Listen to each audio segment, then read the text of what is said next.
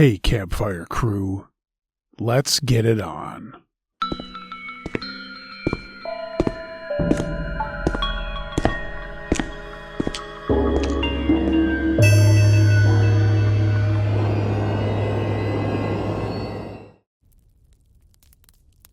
Creepy Gas Station Experience by Penny Desnoyers.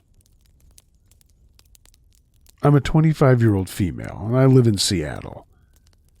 Yesterday I stopped at a gas station in the late afternoon, and this station had two sets of pumps, one by the storefront on the main road, and another parallel to the cross street a bit further away. I parked at the pump in front of the store, and there were no other cars or people around, except for a van parked at the other set of pumps. As soon as I parked, I saw a woman walking from the van and towards the store. It was a rainy, gloomy day, and she was in a floral dress that looked very cutesy, like a Christian cottage woman. Hopefully that paints the picture. She looked slightly confused and was subtly looking in the window of my car before she approached me after I opened my door. She seemed distressed and told me that she had no gas, was stranded, and had to drive 30 miles to get home. I had an unsettling feeling about this interaction, and told her that I was broke and didn't have 30 miles of gas money to give to her. She then said that she didn't want money, but needed me to come over to her car to help her. She kept repeating that I just needed to go over to her car. I looked towards the van and noticed the rear window was completely covered with black tape, and the car looked noticeably beat up. I knew at that point I would be going nowhere near her car or getting out of mine at all. After refusing her multiple times, she walked back to the van. It was one of those ones with the sliding rear door. And when she returned to it, she slid it open slightly, and I could see that she was speaking to someone in the back seat. At that point, a Mercedes pulled up at the pump right across from her, and a man got out. She didn't approach that guy at all, and the van drove off. I know this isn't the craziest encounter. In the moment, it felt off, but it wasn't until a few minutes after that the details sunk in and I realized what it could have been. Maybe I'm being dramatic, and perhaps it was nothing at all, but I do have good intuition, and something didn't feel right from the start.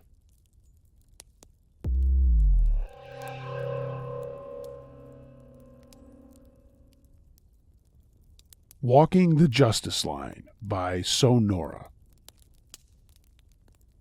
I was at a friend's house last week, and he told me a rather shocking story that could actually happen to anybody. It is indeed a true horror story, just not one in the supernatural sense, or a traditional true horror story as you may be used to. This story is about our justice system, and how its one-size-fits-all protocol can quickly destroy an innocent person's life, especially when one least expects it. For my friend, it was a terrible nightmare that almost completely ruined both his professional life and his social life. One nice sunny afternoon, my friend Matt was walking along the sidewalk in an upscale, popular part of a shopping district in our small historic town, located on a main street, with his girlfriend. They were excitedly discussing a concert they had both attended that past weekend, and as they were walking along, Matt noticed that a large pickup truck had just passed them up. Problem was that all three passengers, a man driving with a young teenage girl in the middle, and a woman about the man's age riding in the passenger seat, were staring hard at the couple as they slowly passed them by. Matt simply dismissed it in his mind as his girlfriend gave him a puzzled look. It wasn't until the same truck slowly passed them again on the heavily trafficked street, just a few minutes later, while still staring the couple down, that Matt began to truly question the current situation.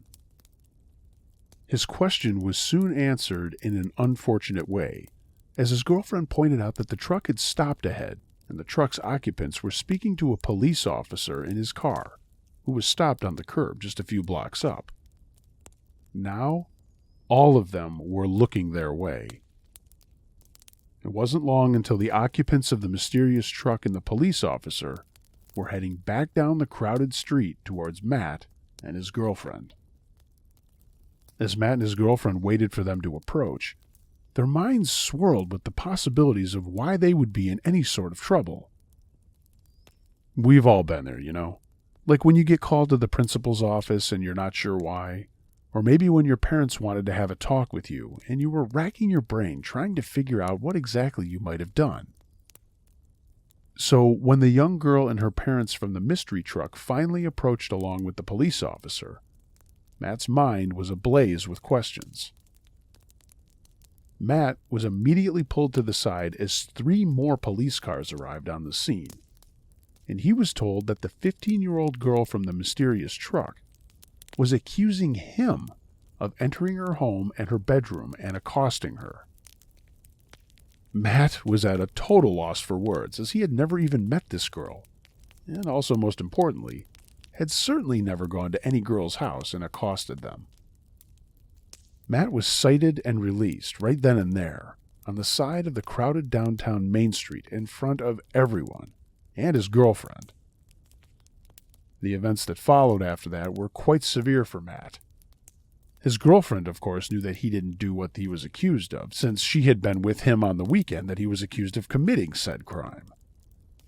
Of course, Matt was able to provide an alibi in terms of not only his girlfriend's testimony of having attended that concert with him, but he was also able to provide their concert ticket stubs. Despite his solid alibi, Matt was still offered a deal from the district attorney that would have made him plead guilty to a crime he never committed. Also, that deal would have involved him serving time as well as possibly being a registered sex offender and being on parole or probation. For the next 6 months, Matt's life was consumed by impending court dates and deals offered by the district attorney that were getting worse and worse, with more incarceration time instead of less. Matt's life had truly turned into a nightmare from that day forward, as he had no idea how any of this would turn out for him. His life, his reputation, both as a citizen and a laborer, were in deep jeopardy. As his trial date drew closer, Matt's anxiety got worse and worse. It didn't help that the offers from the DA were still growing more and more intimidating. Now, I'm not totally sure about this, but in my experiences with the criminal courts, the offers from a district attorney usually tend to get better and lighter as you get closer to trial date, if they're not sure about your guilt, that is. But for poor Matt, who really had no clue as how he had even become involved in this whole mess, things were getting pretty scary. As it would turn out, he really did have no clue about the reality behind the situation at all. As it stood, he was seemingly being accused of entering a 15-year-old's home and accosting her. By definition, the word accosted means to approach and address someone aggressively. All that Matt knew was that he had never done anything like that in his life, let alone towards some teenage girl, and he certainly couldn't even understand the charges. You have to understand that in our county, things tend to go the way that the courts here want them to, being a small town and all. So naturally, on the day before the jury selection, Matt's nerves were truly worn away and he was on edge. So he was pretty shocked when at the Pouvoir dire conference, which takes place right before jury selection, the district attorney suddenly dropped all the charges and backed out. As you can imagine, this sudden turn of events left Matt with a lot of unanswered questions. Questions that he didn't get the answers to until he spoke to his lawyer later that day. And what his lawyer had to tell him truly appalled and disgusted him. According to his lawyer, the teenage girl who had been accusing him that entire time had recanted her original statement. The lawyer told Matt that the young girl had been changing her original story throughout all of this mess, even when he was just finding out that day. You see, the 15-year-old girl, who was a total stranger to Matt, had been caught by her parents sneaking her boyfriend in and having sex with him. Apparently, the girl's boyfriend must have gotten away without being caught by the parents, because she was able to randomly pick Matt out shortly thereafter, while he was simply taking a walk with his girlfriend downtown. And she was able to have her parents and the cops believe her story, leaving Matt responsible for a crime he never committed. So the conclusion that Matt's lawyer came to after all that mess was that since he was informed that the girl's story kept changing the entire time, he figured that the district attorney must have known that the girl was obviously lying and that there wasn't really a case at all. So why would a professional continue with charges like that, you ask? Well, truth be told, I've asked myself and my friend Matt the same thing. All we could come up with was the simple fact that the DA needed more wins for their caseloads. Maybe it's because they wanted a raise, or perhaps they were planning on running for a judgeship one day. I guess we'll never really know.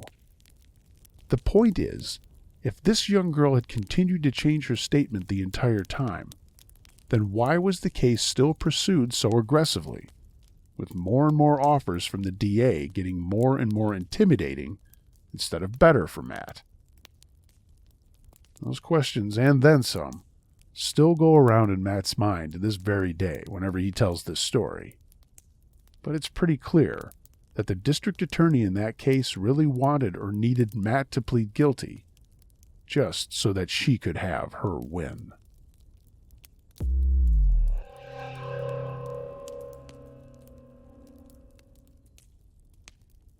I Think There's Something in the Woods by Genie in a Bottle. I'm a 19-year-old female living in a rural area. I've got neighbors and we're all stacked close, but I'm surrounded by woods. I walk in them quite often, and I love it there.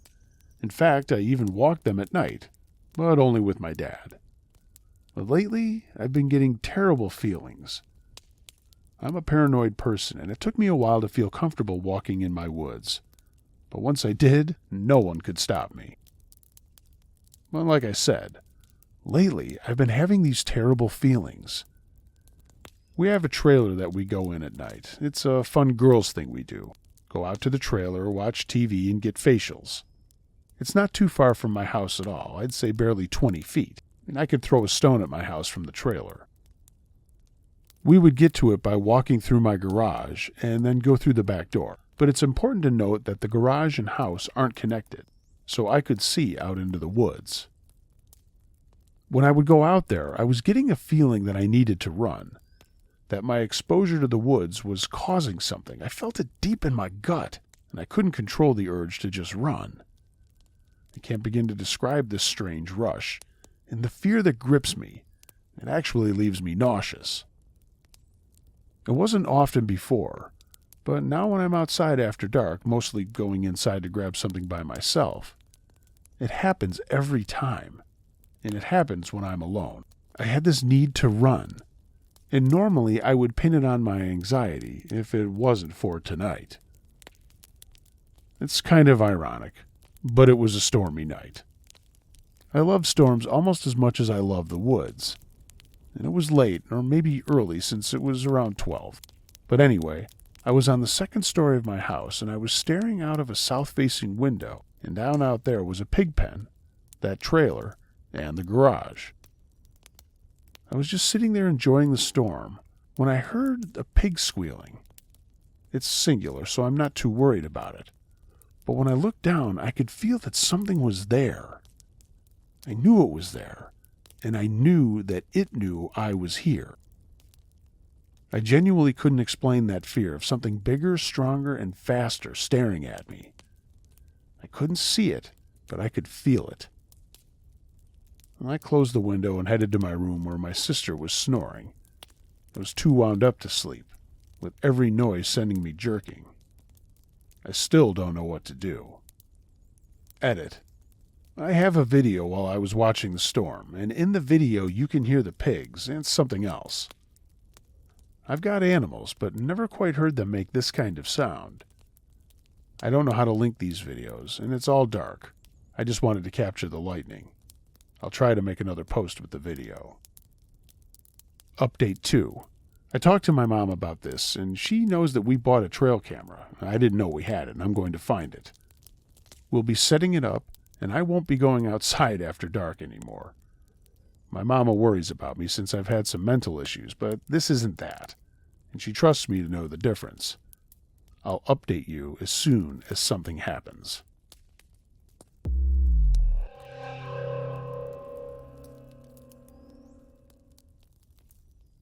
The Worst Roommate Hands Down by Michelle Love.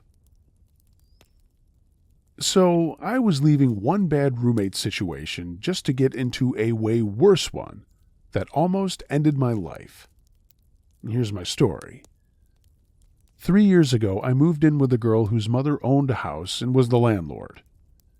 She seemed very nice at first, but this would be very short-lived, and within 5 days, she would try to kill me. We talked every day as I'm on disability, and she just didn't want to work. Day one, we spent hanging out, and I even bought us pizza and wings for dinner. We talked all night, and I really got to know her. She opened up to me immediately, as most people do, and she shared her life story, including that she was an undiagnosed schizophrenic, which of course did make me a little worried. She told me about her parents, their divorce, her upbringing, how she got into drugs, and we kind of bonded over that as I'm a recovered drug addict myself. How she didn't really like her mother. There were lots of things she talked about. And then she told me something disturbing, which was the second red flag after being an undiagnosed schizophrenic. She told me that when she was in her teens, and mind you, she was only in her 20s, her mom asked her to burn their house down so that they could collect the insurance. She told me that she did it and was excited doing it, until afterwards when she realized that she had lost all her stuff. And yes, her mom did get away with all of this and collected the insurance money. But after a long day and night getting to know this girl, I called it a night. I went to bed thinking already that this was not going to end well, but I would never expect it to end as bad as it did. The next day, when I got up, the girl wasn't home, and she didn't come back until the following day, and she had a guy with her who she was messing around with. I didn't hang out with them. I just stayed in my room that night because they were using meth, which is the worst drug for schizophrenic people to be on, as it can make you hallucinate and become paranoid. So that was red flag number 3. Like I said, I just stayed in my bedroom and ignored them. The next day came, and I had a question for her. So in the afternoon, I went and knocked on her door, but she wasn't home. I had a peaceful, quiet day when I heard the front door open. I'd planned to let her come in and get settled, and then I was going to go talk to her about what I needed to talk to her about. So I waited about a half an hour, and then I went and knocked on her bedroom door. No one answered, even though the music was on, which it hadn't been earlier when I'd knocked. So I knew that she was in there, and then I heard her dog in there whining. I figured she probably left again and just forgot to turn off her music. I'd let her dog out when she wasn't home the second night, so I figured she'd want me to bring him out again since he was whining. And here's where it all starts to get bad, and only gets worse and worse. The door was locked, which meant that she was in there. She wasn't answering, and again her dog was whining. I didn't know what was going on, so I just went back to my bedroom. A few hours later, I was standing in the kitchen, still thinking the whole situation was weird, and she and 2 guys walked in the door. I was very confused, but I said hello and spent a few minutes talking to them. And then I went to my bedroom because, as I said before, she'd been doing drugs with one of those guys. After the guys left, she knocked on my door, and as we were talking, I asked her what was up with her door being locked and having the music on. She said she didn't know what I was talking about, and that her door wasn't locked, and that she hadn't been home. She told me that she hadn't been home for 2 days, and I told her that earlier I had knocked on her door because I heard someone come in through the front door and heard her music on. I also told her that her dog had been whining as well. And this is where it gets really bad. We both realized then that it was the guy she had been hooking up with who had come in, because he had actually left her somewhere during that time. I mean, it's terrifying enough just thinking what that guy was capable of, and the fact that I didn't know he was there. She then started talking about killing people, And it didn't help that she was high and had been high for days, again, as well as being a paranoid schizophrenic. I've had a lot of trauma in my life, and as a trauma response, I'm luckily very good in bad situations. She told me that she'd been thinking about killing her last roommate, and I knew to stay calm. Then she asked me if I knew her two guy friends, and I told her no, and reminded her that I had just moved 1.5 hours away from everyone I knew. She started pacing and going back and forth from her bedroom to mine, and suddenly she came in with a huge hunting knife. She was playing with it, and she told me that she didn't believe me, and that I had 5 minutes to get the guy she had been hooking up with there. She didn't have a phone of her own, and I told her calmly that I really didn't know him, but I would contact him if she gave me his Facebook profile. She then accused me of putting cameras in the house to watch her because I knew her two guy friends, and I was setting her up with them so that they could come in the middle of the night and torture and kill her. I tried to assure her all of that wasn't true and reminded her that I was new to that area. She said that I also planted a book in her room that was about torture so that she would know what they were going to do to her. And then she lunged at me with the knife. Luckily, I was standing right next to my nightstand that had my mace on top, and I grabbed it just in time to stop her. She stopped and laughed and told me to go ahead and mace her, that it wouldn't stop her from killing me. But she backed off, and when she left my bedroom, I locked my door. She continued to pace from her bedroom to mine, and she kept telling me that I had 5 minutes to get that guy there.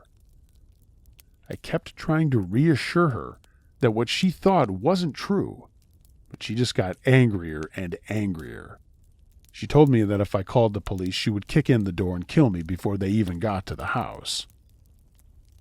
That's when I smelled gas and realized she was dousing the entire house. After she was done doing that, she told me that I had 5 minutes to get her that guy, or she was setting the house on fire with me in it.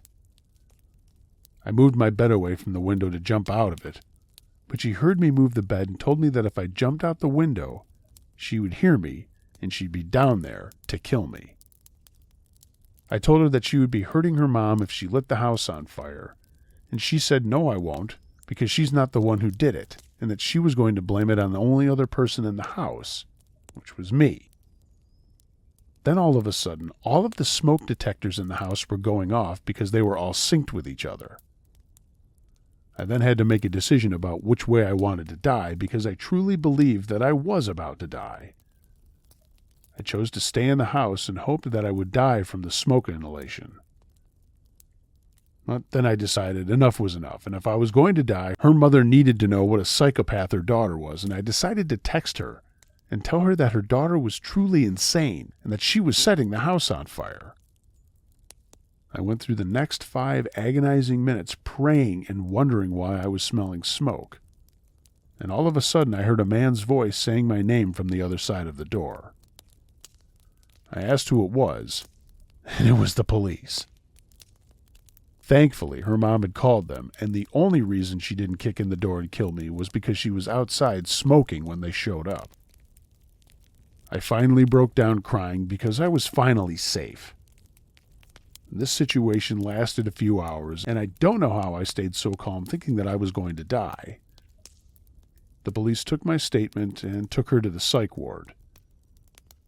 I had the police come to the house a few days later to give me a paper stating that when she got out of the psych ward, she was not able to buy any guns. I moved back to the town I was living in before all of this happened, 2 weeks later.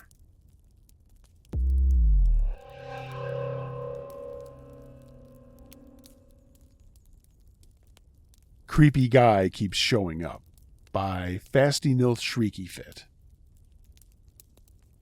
This is an ongoing situation, and I'm not sure what to do about it, though.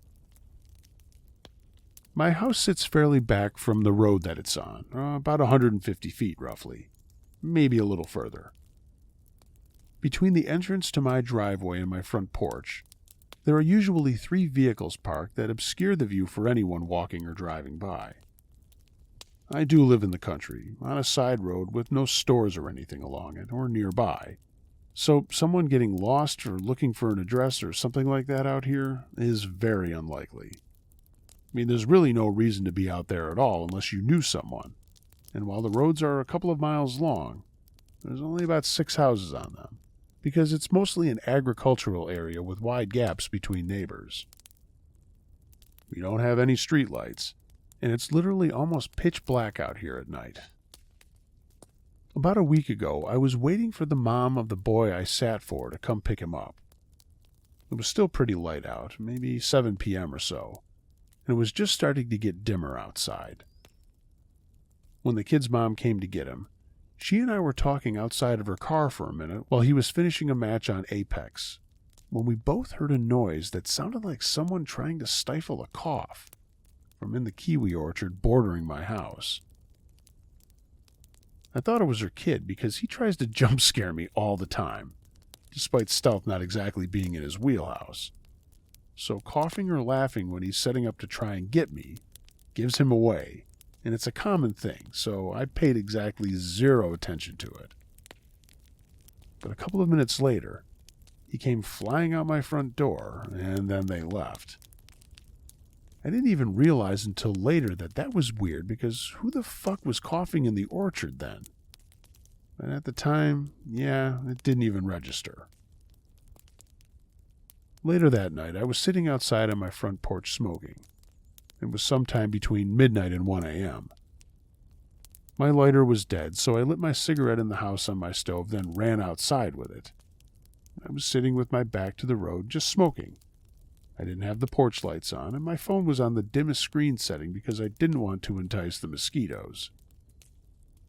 About halfway through smoking, a man spoke from up somewhere near me and asked if he could have a cigarette. It surprised me so much, I just froze. Literally thought an ad had popped up in a background tab on my phone or something. Then he said it again, so I turned around and he was right behind me. This dude was tall, like really tall, somewhere between 6'3" and 6'6". He had a beard and long hair, was barefoot, and was wearing maybe blue or gray pants. Didn't have a shirt, and had a long-ass coat or robe. It was kind of hard to tell in the dark, even though I had turned on my phone flashlight. And he was, 5 or 6 feet away from me, at the most. Like 2 steps, and he could have had his hands on me. I didn't know what to do or say. My heart was pounding, so I just pulled out my pack.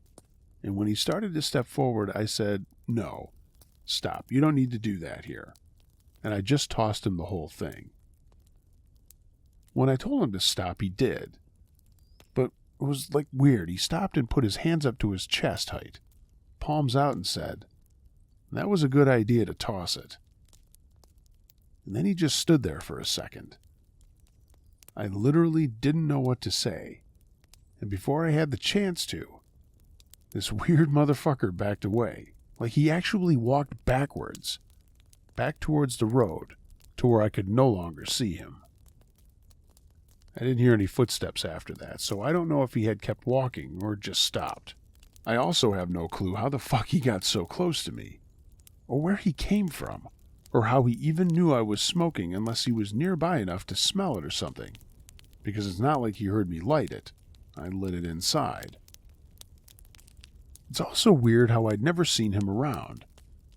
I mean, I've heard noises around my house every single night since. Not like right up in my house or where my cameras would catch him, but noises in the orchard, over near the canal, and either way, too close for comfort. I'm not sure what to do. I asked the sheriff to patrol out here if they could, but they're almost never out this way, and I can't exactly report him if I don't know where he is, or if he's doing anything to be reported for. Either way, it creeped me the fuck out, and I have a weird feeling about this dude. But again, I don't really know what I can do about it.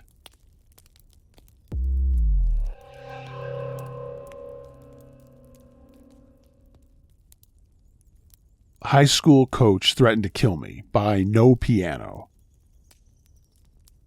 When I was in high school, I ran cross country and track. We had 3 coaches, a long-distance coach, a sprinting coach, and a head coach. I was a long-distance runner, so I obviously spent most of my time with the distance coach. I'll call him Coach M. One day I showed up for practice, and Coach M wasn't there. The head coach took over that day, and no one said anything about Coach M being gone. I just assumed he was sick or something, and didn't think much of it. Days went by, and then a full week before the head coach addressed things. He sat us down at the end of practice and said that Coach M was offered a college coaching job at a very large D1 university, and that he had already moved, so he wouldn't be back. I was sad and a little hurt that Coach M didn't tell us himself or say goodbye, because our team was a very close-knit one.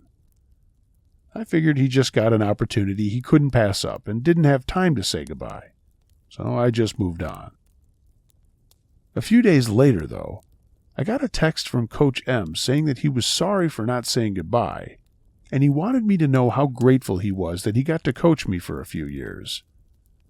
He said I was one of the first athletes he had ever coached, and that he'd planned to talk about me in a press conference later that week. I guess the press conference was something to do with him being the new coach at this university. I was pretty honored, so I checked the website each day, but there was never a press conference or any mention of him at all anywhere. I started to get suspicious of what was going on because things were just not adding up. At our next practice, the head coach called a meeting and told all of us that we should not have any contact with Coach M, and that if he tried to contact us, to tell him immediately. He didn't explain why, but just said we shouldn't talk to him. And I was confused, but I decided it was best to listen to my head coach, so I blocked Coach M's number. I guess Coach M had continued to try and text or call me, and eventually realized I had him blocked. Apparently, he was so desperate to talk to me that he called my mom's old work, and he thought she was still working there, and he tried to talk to her. They told him that she wasn't there anymore, but they gave him her personal cell phone number to call. I have no clue why they gave out her personal number, but whatever. He ended up calling my mom and begged her to get me to talk to him. He said he really wanted to apologize, and he wanted to invite me to travel to Africa with him along with a few other members of the team. I have no clue why he wanted us all to go to Africa. I never found that out. He also told her that he was going to be making $2 million a year at this new job, and how he hoped I would understand why he had to take the opportunity. I was super confused about what was going on, but my mom just ended up blocking his number, and I told my head coach about it. Nothing else happened for a few days until we had a cross-country meet that weekend, and the police showed up as security at the meet. And that was very odd, because we'd never needed security before at a high school cross-country race. All the coaches seemed very on edge, and everything just seemed tense and weird. After the race, I went out to eat with a friend who was previously on the team with me, but she had graduated the year prior. She ended up filling me in on pretty much everything that had been going on. I guess our head coach had told her. It turned out that Coach M had a very serious mental illness, and he had stopped taking his medication. He had convinced himself that he had gotten this dream job coaching at a D1 university, and he actually went there claiming he had a job and had to get escorted off the campus by the police. I guess because of how frequently he had kept trying to communicate with me and some of the other athletes, and because of his unknown mental state. That's why the police security were at our meet. Once word got out to all of the team members that this was going on, one of the girls stupidly decided to text him and tell him what everyone was saying and asked him if it was true that he was mentally ill. Apparently, that really pissed him off. He was clearly still off his meds and believed that we were spreading lies about him to the whole town. He ended up threatening to come to practice and shoot all of us, and the whole school ended up getting sent into a lockdown. It was terrifying for the next few months after that because we had an active threat against us, but we eventually had to continue on as normal. He knew all of our running routines, and most days we were running at around 5 a.m. before it even got light outside, so he could have easily showed up somewhere on the route and hurt someone. But thankfully, he didn't end up actually hurting anyone, and eventually we all just forgot about him. There were a few other minor instances with him where he tried to contact me. He showed up at one of my college races a few years later and had to be asked to leave, which he did. He tried a few times to friend me on various social media platforms, and it seems like something about him pops up in my life every year or so. This all happened about 10 years ago now, and I still have a small fear in the back of my mind that one day he will go off his meds again, or snap and come looking for me or someone else from the team. Also, we found out later that this was not the first time he had gone off his meds and had gone a little crazy at my school. Apparently, something similar had happened years before, and my high school still hired him back. The last I heard, he was coaching at a high school in another state.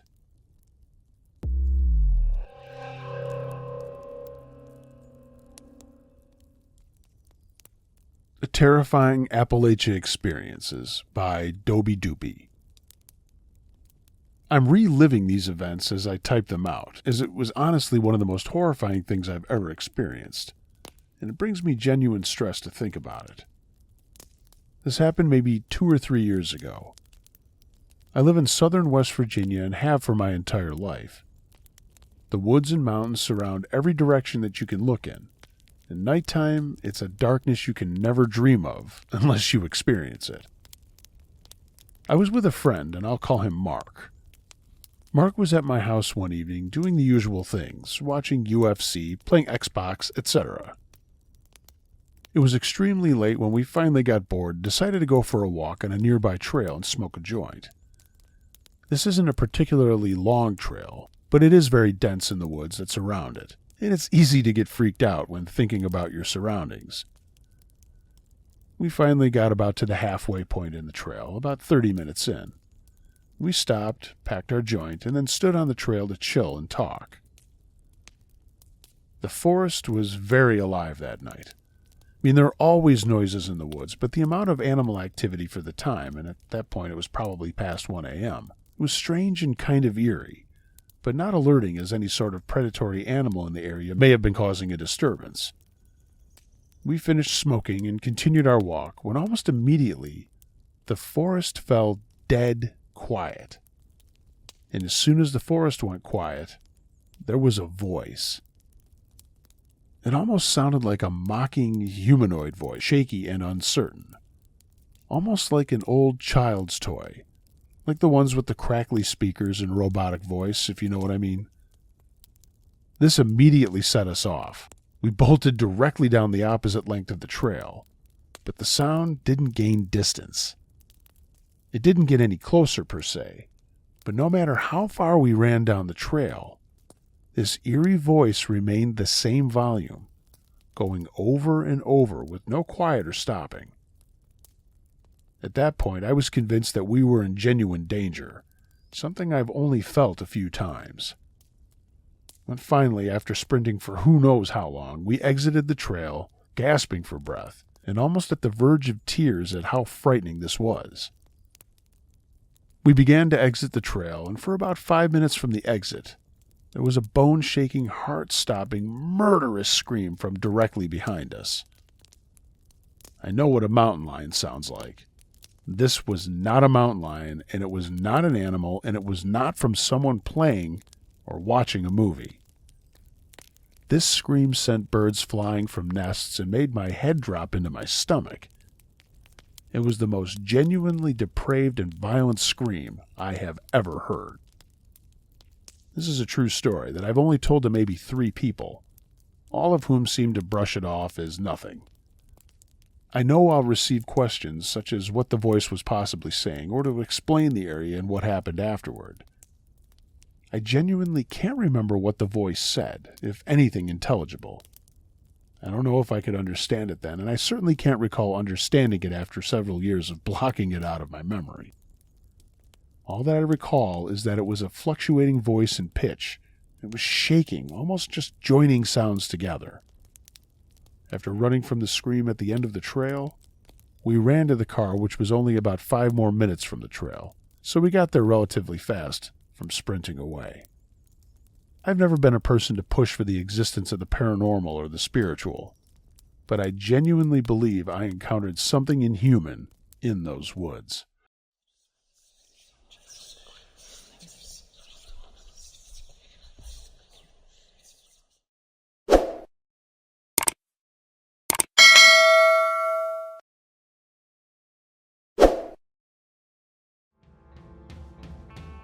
Hey gang, thanks for listening to this episode of Uncle Josh's True Scary Stories.